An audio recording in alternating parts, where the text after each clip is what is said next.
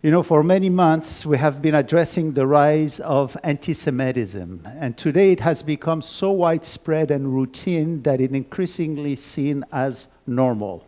Yet, this normalization hasn't slowed its growth. On the contrary, antisemitism continues to surge, with rising acts of violence and a disturbing level of acceptance on online platforms especially. To mention just a couple of incidents this past week, we learned that 50 Jewish children ages 10 to 15 were removed from a flight in Spain while returning from camp simply for singing a Hebrew song.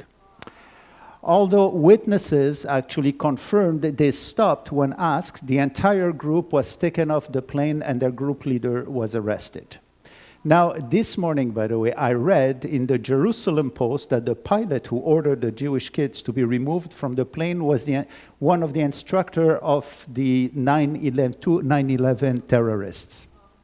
And we know that Qatar is one of the most anti-Semitic countries in the world, actually, who is founding Hamas, owns 25% of this Spanish airline.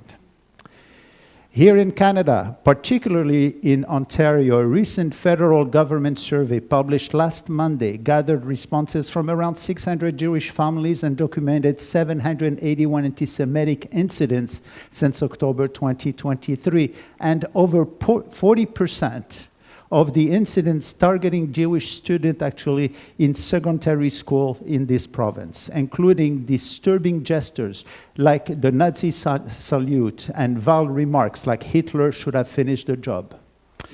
One particularly shocking case this past October 2024 involved a 6-year-old student with one Jewish parent who was told by her teacher that in the Ottawa Carleton District School Board that she was half human.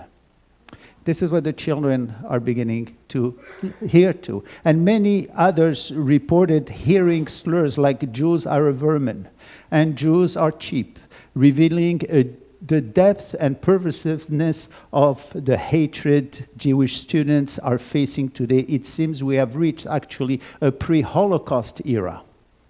But there is some good news. While anti-Semitism intensifies across the globe and the media relentlessly target Israel with biased narratives, another powerful phenomenon is unfolding at the very same time, one that deserves actually our attention. Consider just one example involving the state of Israel itself. After facing a barrage of ballistic missiles from Iran and while fighting for its survival in many fronts, defying all odds, the Israeli stock market has not only survived this year, but has broken records outperforming the world's major stock indexes.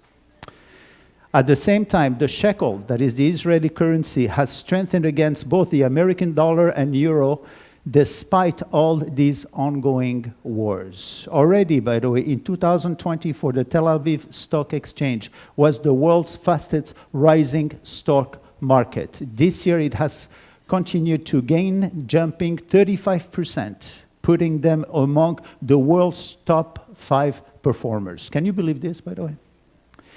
Analysts, actually, and economists attribute this trend to global investors placing their confidence in Israel's resilience, banking on its military successes against Iran and Hezbollah. But we know the deeper truth behind this achievement stands the hand of God. It is He who is granting this small nation the strength to endure and overcome the rising tide of hatred sweeping the world today.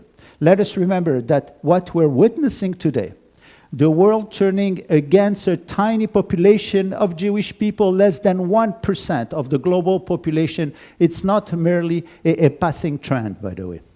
It is powerful reminder that we are living in the midst of biblical prophecies foretold by Moses and the prophets regarding the Jewish diaspora, which started 2,500 years.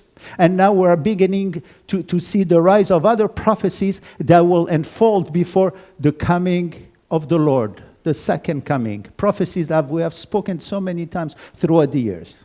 These events raise a vital question for each of us as believers in the scriptures. Are we investing our time and energy at the right place today? Right now, there are rivers. I want to tell you, rivers of opportunities flowing before us, opportunities to partner with God in making a true difference in this world. Yeshua reminded us in Matthew 6, store up for yourself treasures in heaven where neither moth nor rust destroys, and where thieves do not break in or steal. Are we praying for the peace of Jerusalem? Are our hearts sensitive to the rising tide that is of hatred against the Jewish people? The very brothers of Jesus. This is how he calls them in Matthew 25. Are we standing with them, defending them, praying for their salvation and for the salvation of the whole world? These things we witness today are not random. They are a sign pointing to his imminent coming, because Jesus will be coming very, very soon, according to what we see around. So let's not miss our moment.